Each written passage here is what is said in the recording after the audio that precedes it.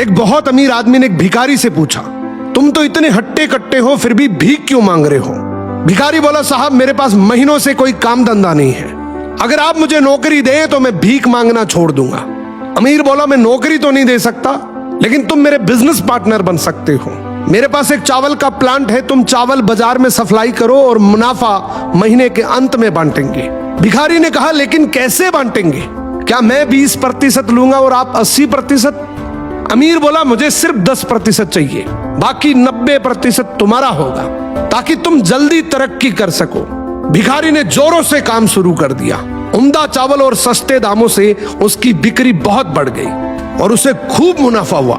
लेकिन जब मुनाफा बांटने का समय आया तो भिखारी ने सोचा, सारी मेहनत तो मैंने की है, तो अब अमीर आदमी को 10% क्यों दूं?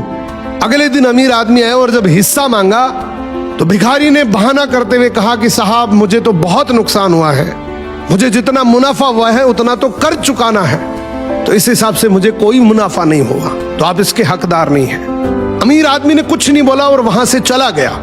भिखारी बड़ा खुश हुआ, सोचा सारा प्रॉफिट मेरा हो गया। अब भिखारी उन पैसे से रोज मौज करे।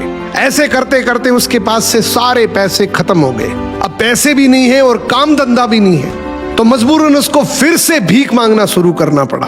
एक दिन वो अमीर आदमी उसके पास से गुजरा और उसको देखा, क्या ये तो फिर से भीख मांगने लग गया। अमीर आदमी ने एक बहुत अच्छी बात बोली कि इस दुनिया में गरीब और अमीर आदमी जो होता है ना, उसमें सबसे बड़ा डिफरेंस होता है उसकी सोच का।